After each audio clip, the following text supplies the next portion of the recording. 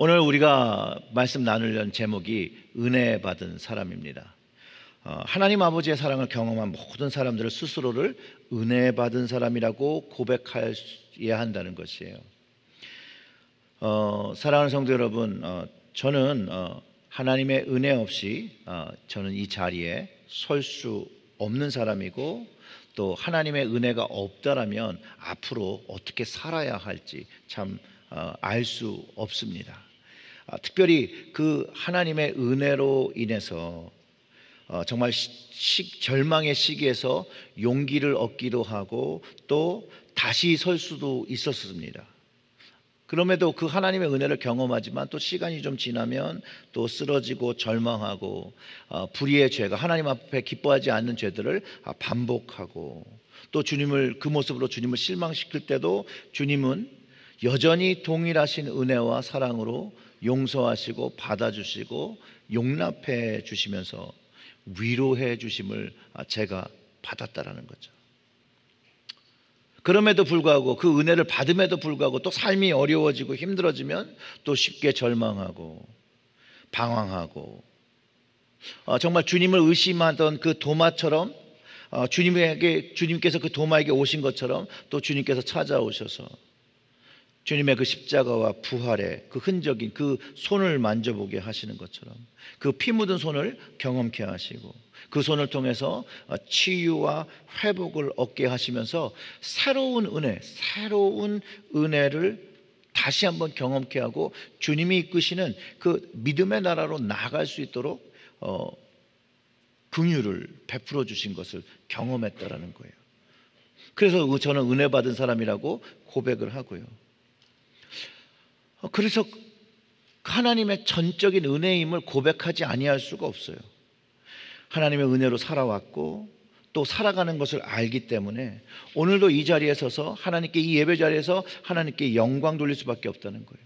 그래서 이렇게 고백하면 참 좋은 것 같아요. 하나님, 예수님, 성령님 홀로 영광 받으소서 라는 마음으로 오늘 예배를 드려야 한다는 것이죠. 아마 여러분들도 저와 동일하신 그 주님의 은혜를 경험했기 때문에 오늘 이 예배 자리에 나오셔서 하나님 아버지께 영광과 찬송을 드리신다고 저는 확신합니다. 그렇기 때문에 그리스도인은 은혜 받은 사람입니다. 은혜 받은 사람.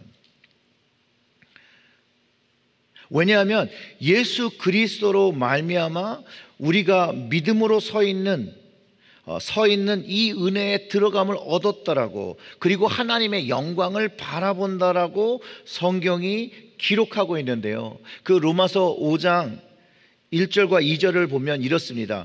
그러므로 우리가 믿음으로 의롭다 하심을 받았으니 우리 주 예수 그리스도로 말미암아 하나님과 화평을 누리자.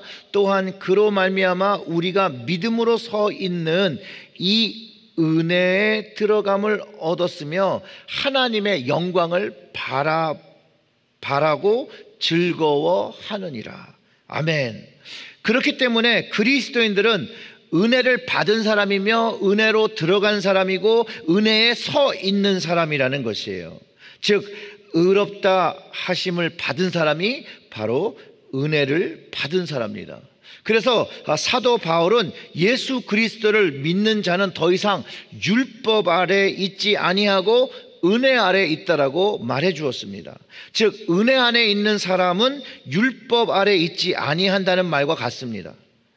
그리스도인들은 그렇기 때문에 율법의 영향 아래 사는 것이 아니라 은혜의 영향으로 사는 사람이라는 것, 은혜 받은 사람은 주님의 은혜의 영향으로 살아가는 사람인 것을 가르쳐 줍니다.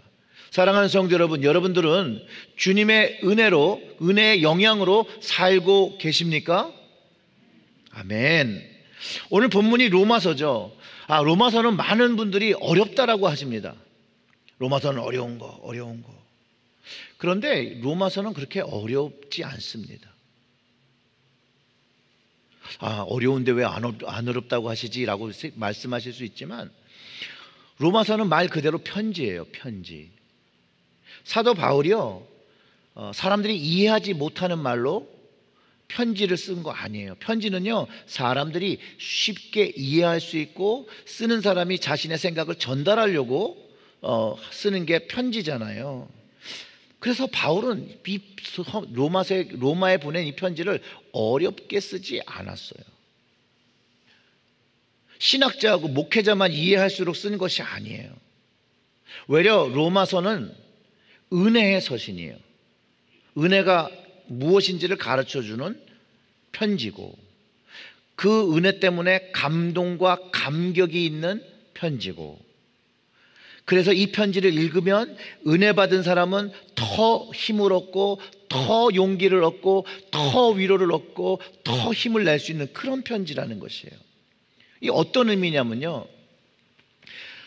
저는 이제 아버지가 굉장히 일찍 돌아가셨잖아요. 그때 제가 이제 유학 왔을 때 아버지가 저에게, 유학하는 아들에게 쓰신 편지가 있어요. 제 사무실에 제가 모아놨는데 꽤 많이 아버지가 공부하는 동안에 편지를 보내주셨어요. 저는 세상 살면서 좀 마음이 어려운 일이 있을 때 이 아버지의 편지를 가끔 꺼내 봅니다. 그런데 정말로 그 당시 아버지가 써주신 그 편지가 오늘을 살아가는 어려움을 위로하고 이길 수 있는 힘을 많이 얻게 된다는 거죠. 그리고 그 편지를 읽으며 다시 한번 그 아버지의 마음이 전해지고 아버지의 사랑이 전해지고 다시 한번 용기 내고 다시 한번 힘을 내고 더 열심히 살아야겠다는 결심을 하게 되지요. 성경 안에 있는 그런 서신들이 다 그런 역할을 하고 있다는 거예요, 여러분. 하나님 아버지가 많은 사람들을 통해서 하나님의 사랑과 은혜를 가르쳐 주신 편지라는 거예요. 로마서뿐만 아니라 성경에 있는 모든 서신들이 이런 용도로 사용되는 것이라는 거예요. 오늘은 로마서를 본문으로 선택했으니까 로마서를 가지고 은혜 받은 사람에 대한 이야기를 좀 나눠보려고 해요. 로마서는 말 그대로 로마에 있는 사람들에게 전해진 편지예요. 그리고 그들이 예수 그리스도를 더 깊이 알고 십자가의 의미, 부활의 의미, 또 그리스도인의 삶을 살려는 사람들에게 아주 쉽고 아주 명확하게 그 방법과 해법을 제시해주는 그런 잘 쓰여진 편지라는 거예요. 그런 마음을 가지고 여러분 이 로마서를 읽어보세요. 그러면 성령님께서 이 로마서에 있는 이야기들을 다 깨닫게 해주실 거예요. 물론 그리스도의 은혜를 아직 경험하지 못하고 십자가가 나를 위한 구속의 은혜인 것을 아직 모르시는 분들은 이게 조금 어렵고 이해하기가 어려울 수도 있어요. 물론 그 당시의 문화적 차이와 다름이 우리가 지금 살아가는 시대와 다르긴 하나 본질적인 복음과 그 은혜가 같기 때문에, 동일하기 때문에 우리는 이 로마서의 내용들을 충분히 다 혼자서 읽고 소화해낼 수 있다는 거예요.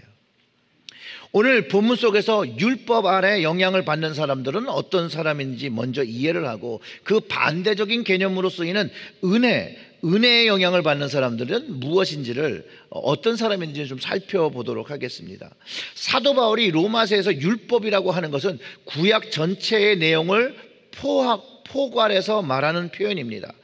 이스라엘 사람들에게 율법이라고 하면 하나님과의 구원의 약속과 그 구원의 약속과 연관된 그 법령들, 율법들입니다.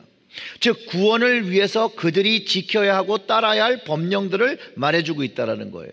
그리고 모세 때부터 사실 지금까지 순종하면서 지켜오고 있다라고 유대인들이 말하고 있는 것이죠. 그래서 회당에서 율법의 율례와 계명과 규례와 법령을 지금도 배우고 지금도 지키고 있고 지금도 절기를 보내고 있는 것입니다. 율법 안에는 또 법이 있는데 제사법이라는 게 있어요. 그리고 이 제사가 성전에서 제사를 통해서 하나님이 이스라엘에게 용서함을 얻게 하셨어요. 죄의 문제를 이 성전에서 제사라는 것을 통해서 해결해 주셨는데, 만약 지금까지 성전이 존재한다면, 존재해서 그 속죄제와 속건제와 화목제를 번제로 드릴 수 있다면 이 로마서의 이야기를 이해할 수 없게 된다는 거예요. 그런데 예수님이 예언하신 것처럼 성전이 주후 70년대에 로마군에 있어서 파괴됩니다. 그 이후로는요, 유대인들은 제사를 드릴 수가 없어요. 유대인들에게 제사를 드리지 못한다는 이야기는 하나님의 임재가 없는 것뿐만 아니라 자신의 죄에 대한 문제를 해결할 수 없다라는 것이에요. 유대인들은 회당에서 자신들의 죄에 대한 문제를 해결할 수 없습니다. 법령은 있죠. 제사법도 있죠. 하지만 그 제사법을 행할 수 있는 장소가 더 이상 없습니다. 개인적으로는요, 예수님께서 십자가를 감당하시고 그 휘장이 위로부터 아래로 찢어진 후로는 하나님의 임재는 더 이상 성전에 있지 않고 떠났다라고 저는 믿습니다. 그러나 십자가의 도라는 책에서 쓴 J.C. 펜 루이스의 말을 의하면 십자가는 죄인이 거룩하고 흠없는 새로운 영역으로 들어가는 문이다라고 표현하는데 맞다라는 거예요. 예수님의 그 십자가를 통해서 새로운 성전의 문이 열렸다라는 것이에요. 용서를 받을 수 있는 문이 열렸다라는 것이에요. 하나님의 긍휼을 경험할 수 있는, 하나님의 임재를 경험할 수 있는 문이 열렸다라는 것이죠. 주님께서 이 십자가의 문으로 하나님과 교제할 수 있는 그 문을 여셨기 때문에 더 이상 성전의 성소와 지성소의 그 기능이 더 이상 필요하지 않다라는 것이에요. 그리고 부활하신 예수님과 약속의 성령님으로 충분히 우리는 하나님의 임재를 경험하며 하나님의 용서를 경험하고 하나님의 은혜를 받을 수 있다라는 것이에요. 그래서 사도 바울이 말하는 율법은 죄의 문제를 해결할 수 없더라고 해요. 율법이 말하고 강조하는 모든 사람들의 입을 막게 하는 것, 즉 율법을 지키고 행하고 암기하고 이해할지라도 그들이 죄의 문제를 해결할 수 없기 때문에 그들은 포함한 온 세상이 하나님의 심판 아래 있다라는 것을 이 성경이, 율법이 깨닫게 한다라는 거예요. 저는 이 이유로 사실상 하나님께서 예루살렘 성전을 무너지게 하신 거라고 저는 믿어요. 그리고 아직까지 다시 세워지지 못하게 하신 것도 그 이유라는 거예요. 유대인들이 또 많은 사람들이 예수님을 통해서 구원을 얻기 원하시니까. 그래서 다시 세워지지 않는다라는 거예요. 모든 사람들이 예수님께로 돌아와, 유대인들을 포함해서 예수님께로 돌아와 예수님을 믿게 하기 위해서, 만약 성전이 지어진다면 예수님께 돌아오지 않겠죠. 다시 율법의 기능을 점검하면 하나님 앞에 자신의 죄를 깨닫는 그 역할을 하게 되는데, 그 죄 때문에 내가 심판을 받을 수밖에 없구나, 그런 것을 알게 된다는 거예요. 로마 3장 19절과 20절의 말씀을 읽어보면 이해가 더 쉽게 될 것입니다. 우리가 알거니와 무릇 율법이 말하는 바 율법 아래에 있는 자들에게 말하는 것이니 이는 모든 입을 막고 온 세상으로 하나님의 심판 아래 있게 하려 함이라. 그러므로 율법의 행위로 그 앞에 의롭다 하심을 얻을 육체가 어떻게 해요? 없나니 율법으로는 죄를 깨닫게 한다는 것이에요. 죄가 있음을 알고 그 결과가 심판이라는 것을 안다면 대부분의 사람들은 이것 죄를 해결하고 심판에서 면할 방법을 찾는 것이 정상일 것입니다. 맞지요? 그래서 사람들은 이 해결할 방법을 계속해서 찾아왔어요. 각자의 방법을 동원하죠. 선행을 해보기도 하고 구제를 해보기도 하고 교회를 다녀보기도 하고 절을 다녀보기도 하고 모슬렘 사원을 다녀보기도 하고 각자의 방법으로 마음 안에 있는 죄의 문제와 심판의 문제를 해결하고 해서 인간 모두는 알게 모르게 무엇인가 끊임없이 시도한다는 거예요. 그리고 그 행위로 인하여 구원받을 거라고 생각을 하지만 그렇게 생각이 들지 않는 결론에 이른다라는 거예요. 그리고 성경은 그런 행위로 되어지는 것으로는 하나님의 용서와 구원을 얻을 수 없다라고 말해놓고 있어요. 데이비드 플랫 목사님이 쓴 책에 그 Radical Together라는 책에 한 아이의 이야기가 나오는데요. 그의 이름이 애슐리라고 해요. 그는요, 어렸을 때부터 예수님을 믿고 평생 교회를 떠나본 적이 없다라고 합니다. 설교란 설교를 다 듣고 성경 공부도 참여하고 열심히 다녔습니다. 배운 말씀을 행하려고 안간힘을 쓰면서 많은 것을 감당해보고, 하지만 그 안에는 뭐가 없냐? 만족함이 없다는 거예요. 만족감. 하나님께서 주신 구원에 대해서 기쁨과 그 만족함이 없다라고 한다는 거예요. 도무지 구원을 받았다는 확신을 가질 수 없었다라는 거예요. 이 플랫 목사님이요, 복음의 가장 아름다운 속성이 뭐냐고 말씀하시냐면요, 그 구원을 위해서 무엇인가 할 필요가 없다라는 거예요. 구원은 무엇을 해서 얻는 것이 아니라는 거예요. 그냥 은혜로 거저 받는 것이라는 거예요. 무슨 일을 하던 가령 다 세상에 있는 내 것들 다 정리하고 세상의 가장 위험한 지역에 들어가서 사역을 해도 그 사역의 결과로 구원을 얻을 수 없고, 그 플랫 목사님의 요점은요, 예수 그리스도를 믿는 믿음의 그 십자가와 구속함, 그 은혜 받음 없이 행위와 그 행위로 인한 믿음은 구원을 받을 수 없다라고 명확하게 가르쳐 주는 거예요. 그보단 죄의 문제를 깨닫고 심판의 문제로 갈등할 때 그 하나님께서 해결 방법으로 주신 그것, 각자 진 죄의 용서함을 받고 심판을 면하는 그 방법, 예수 그리스도 안에 있는 그 방법, 그것을 우리가 믿음으로 주님을 선택하게 하고 그 죄와 심판의 문제의 노임을 받게 한다는 것, 그것을 경험해야 된다는 것이에요. 그것만이 유일하게 구원에 이르는 방법이라고. 그래서 아무것도 할 필요가 없다라는 거예요. 3장 21절부터 24절의 말씀을 읽어보면 이렇습니다. 이제는 율법 외에 하나님의 한 의가 나타났으니 율법과 선지자들에게 증거를 받은 것이라. 예언되어져 왔던 말씀인데 곧 예수 그리스도를 믿음으로 말미암아 모든 믿는 자에게 미치는 하나님의 의니 차별이 없느니라. 믿음만 가지고 있으면 차별하지 않고 이방인이든 유대인이든 하나님의 의를, 하나님의 구원을 경험할 수 있다는 것이죠. 세상 사람 앞에 하나님의 모든 사람들은 죄를 범하였음에 하나님의 영광을 이루지 못하더니 그리스도 예수 안에 있는 속량으로 말미암아 하나님의 은혜로 값없이 내가 한 것 없이 의롭다 하심을 얻는 자가 되었느니라. 아멘. 자, 은혜 받은 사람은 용서와 구원을 경험한 사람입니다. 이게 은혜 받은 사람의 정의예요. 하나님의 은혜로 그 아들 예수 그리스도의 죽음과 부활이 나 자신의 죄를 위한 화목제와 속죄제가 되었다라는 것을 믿는 믿음, 그리고 그 경험, 바로 하나님 은혜 아래 놓이게 되며 그 다음부터는 하나님의 영광을 바라볼 수 있는, 하나님 안에서 만족함을 가지며 하나님 안에서 은혜를, 기쁨을 가질 수 있는 모습으로 변해졌다는 거예요.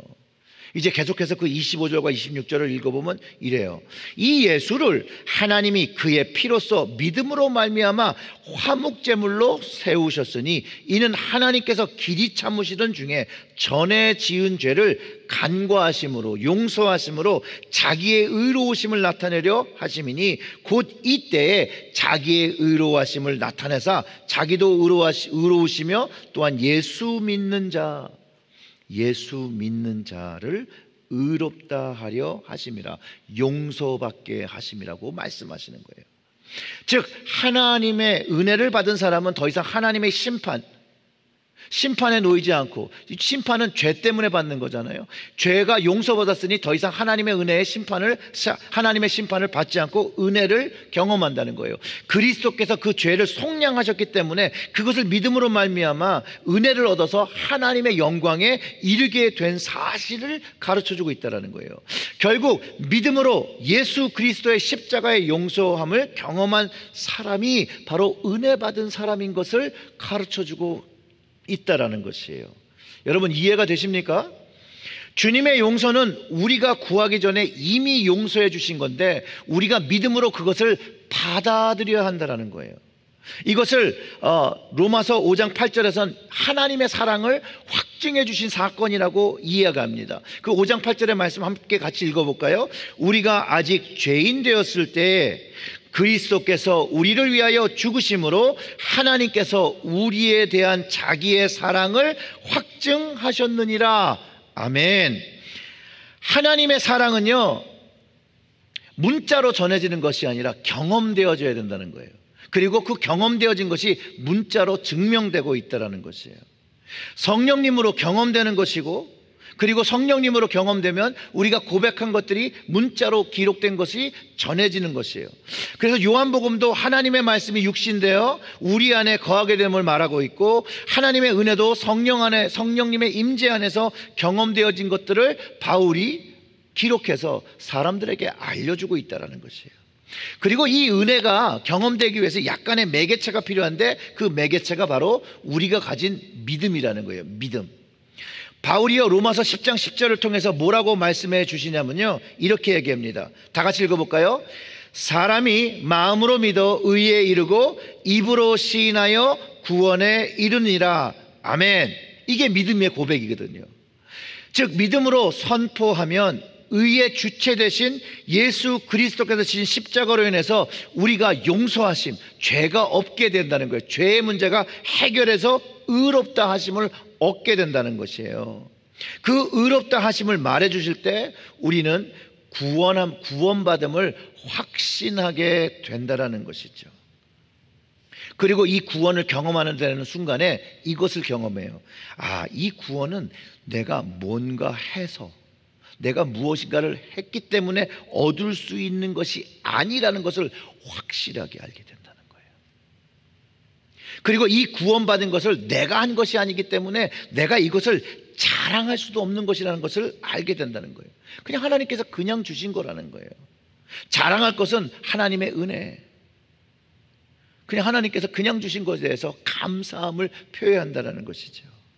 그냥 은혜로 받은 용서와 구원이기 때문에 27절과 30절에서 그런즉 자랑할 때가 어디냐, 있을 수가 없느니라. 무슨 법으로냐, 행위로냐, 아니라 오직 믿음의 법으로니라. 그러므로 사람이 의롭다 하심을 얻는 것은 율법의 행위에 있지 않고 믿음으로 되는 줄 우리가 인정하노라. 하나님은 다만 유대의 하나님이시냐, 또 이방인의 하나님은 아니시냐, 진실로 이방인의 하나님도 되시느니라. 할례자도 믿음으로 말미암아, 또한 무할례자도 믿음으로 말미암아 의롭다 하실 하나님은 몇 분이요? 한 분이라는 거예요. 한 분. 하나님 외에 다른 신이 없다라는 거죠. 구원은요 율법의 행위와 특별한 선행에 있지 않습니다. 구원은 인종을 구분하지 않습니다. 구원은 성별을 구분하지 않습니다. 오직 구원은 예수 그리스도의 구속의 은혜를 믿음으로 받는 것이라는 거예요. 우리가 비록 이전의 삶이 악한 행위를 가지고 있음에도 불구하고 의롭다 칭함을 받는 것은 하나님의 은혜이며 주님의 그리스도의 구속의 공로라는 것이에요.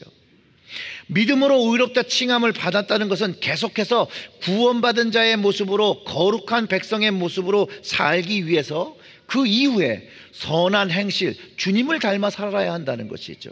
성화의 삶을 살아야 한다는 것을 가르쳐주고 있다는 것이에요. 그것이 우리의 구원받은 자들의 의무와 과제인 것, 호목이라는 것이죠. 언제까지요? 하나님을 다시 만나는 그날까지, 주님이 다시 오시는 그날까지 우리들이, 은혜 받은 사람들이 해야 할 호목, 과제라는 것이에요. 하나님 앞에 기쁘신 거룩한 삶이 되기 위해서는, 이것을 지속하기 위해서는 우리는 은혜가 계속 경험되어야 되는 거예요. 하나님의 은혜를 계속 받아야 하는 것이에요. 그래서 그리스도께서 우리에게 우리의 의가 계속 되어 주셔야 되는 것이에요. 주님이 주시는 이 의, 성령님의 역사하심으로 복음의 삶을 살려는 우리에게, 성화의 삶을 살려는 우리에게, 왕같은 제사장의 삶을 살려는 우리에게 공급해 주신다는 거예요. 공급해 주신다는 거. 그래서 주님의 은혜가 있어야 우리는 하나님이 기뻐하시는 일들을 감당하게 된다는 거예요. 즉 믿음의 삶은 예수를 믿는 믿음으로 그 삶이 율법으로 다시 율법이 다시 세워지는 거예요. 은혜로요. 그런즉 우리가 믿음으로 말미암아 율법을 파기하느냐? 그럴 수 없느니라. 도리어 율법을 굳게 세우니라. 은혜 아래 사는 사람들이 이제 이 율법을 이제 세워나간다는 거예요. 처음엔 은혜로 되어진 거예요. 믿음으로 은혜가 되어지고, 이 은혜로 율법, 하나님이 주신 말씀을 이루어가는 것이 그리스도인들이 살아야 된다는 것이에요. 그래서 로마서 6장 15절에 우리가 법 아래에 있지 아니하고 은혜 아래에 있으니 죄를 지으리요 라고 얘기하면서, 은혜 받은 사람들은 죄에서 해방되었고 용서함을 받았으니까 더 이상 이전의 죄를 짓지 말라는 것이죠. 똑같은 죄를 반복하지 말아야 되는 것으로 이해해야 한다는 거예요. 즉 은혜를 받은 사람들은 방종한 마음과 생활을 거부해야 되는 것이에요. 그리스도의 은혜에 합당한 삶을, 외려 은혜 받은 사람으로, 구원받은 사람으로, 용서받은 사람으로서 그 합당한 삶을 주님께, 은혜를 주신 주님께 드려야 한다는 것이에요. 자, 그러면 은혜 받은 사람이 해야 할 합당한 생활이 무엇일까? 동일한 로마서에서 그 답변을 찾아보면 12장 1절과 2절의 말씀에서 한번 찾아봅니다. 그러므로 형제들아, 내가 하나님의 모든 자비하심으로 너희를 권하노니 너희 몸을 하나님이 기뻐하시는 거룩한 산 제물로 드리라. 이는 너희가 드릴 영적 예배니라. 너희는 이 세대를 본받지 말고 오직 마음을 새롭게 함으로 변화를 받아 하나님의 선하시고 기뻐하시고 온전한 뜻이 무엇인지를 분별하도록 하라. 아멘. 바로 하나님의 은혜를 받은 사람이 해야 될 항목을 가르쳐 주는데, 은혜 받은 사람은 하나님께 영적 예배를 드려야 하고요, 온전하신 하나님의 뜻을 분별하고 행해야 한다는 거예요. 그것을 분변된 것을 순종해야 한다는 것이죠. 바울이 은혜 받은 사람들은 이런 삶을 살아야 된다라고 가르쳐 주는 것이에요. 거룩한 산 제물, living sacrifice잖아요. 그 제물로 하나님께 드리고 거기에 성령의 불이 임하고 그 불로 우리가 하나님의 일들을, 제사장의 일들을 감당해낸다는 거예요. 그러면서 하나님이 아주 기뻐하시고 선하시는 그 뜻을 깨닫고 그것들을 행하는데, 그것을 로마서 12장 9절부터 21절까지 하나님이 생각하시는 선하시고 기쁘시고 온전한 뜻에 대해서 가르쳐 주는데 이렇습니다. 여러분 나중에 한번 이 말씀을 계속 묵상해서요. 사랑에는 거짓이 없나니 악을 미워하고 선에 속하라. 사랑을 하라는 거죠. 형제를 사랑하여 서로 우애하고 존경하기를 먼저 하며 부지런하여 게으르지 말고 열심을 품고 주를 섬기라. 이 이야기는 뭐예요? 사람도 사랑하지만 주도 사랑하라는 거죠. 주님을 섬기라는 것이죠. 소망 중에 즐거워하며 환난 중에 참으며 기도에 항상 힘쓰며 사랑하고 주님을 섬기고 이제 기도에 힘써야 되는 거예요. 성도에 쓸 것을 공급하며 손대접하기를 힘쓰라. 나눔의 삶을 하라는 것이죠. 너희를 박해하는 자를 축복하라. 축복하고 저주하지 말라. 즐거워하는 자들과 함께 즐거워하고 우는 자들과 함께 울라. 서로 마음을 같이하며 높은 데 마음을 두지 말고 도리어 낮은 데 처하며 스스로 지혜 있는 채 하지 말라. 아무에게도 악을 악으로 갚지 말고 모든 사람 앞에서 선을 도모하라. 할 수 있거든 너희로서는 모든 사람들과 더불어 화목하라. 내 사랑하는 자라, 너희가 친히 원수를 갚지 말고 하나님의 진노하심에 맡기라. 기록되었으되 원수 갚는 것이 내게 있으니 내가 갚으리라 라고 주께서 말씀하시니라. 내 원수가 줄이거든 먹이고 목마르거든 마시게 하라. 그리함으로 내가 숯불을 그 머리에 쌓아 놓으리라. 악에 지지 말고 선으로 악을 이기라. 아멘. 은혜 받은 사람이 해야 될 것들이라는 거예요. 그 중심에 사랑이라는 것이 있고요, 거기에 섬김이라는 것이 있고요, 주님께 드리는 기도의 삶이 있고요, 말씀의 삶이 있다는 거예요. 그래서 말씀의 삶이 그렇게 중요한 거예요. 이 말씀이 우리가 어떻게 살아야 하는 그 방향성을 계속해서 가르쳐주고 있고, 하나님의 은혜는 우리가 그 가르쳐준 방향을 할 수 있도록, 실행할 수 있도록 저희들을 도와주시는 힘이라는 것이에요. 자, 은혜 받은 사람들의 모습이 바로 이런 모습이 되어야 한다는 거예요. 사랑하는 성도 여러분, 우리 모두가 하나님의 은혜를 받은 사람들이라는 것이에요.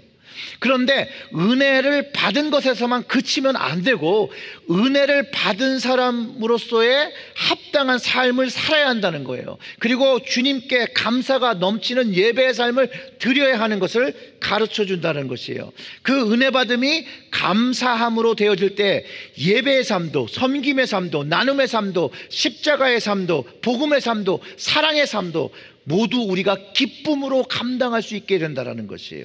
그리고 그것을 감당할 때마다 더욱더 새로운 은혜가 채워지는 하나님의 깊은 은혜를 경험하게 된다는 것이에요. 사랑하는 성도 여러분, 우리의 환경과 우리의 상황이 어떠한지는 다 똑같지 않죠.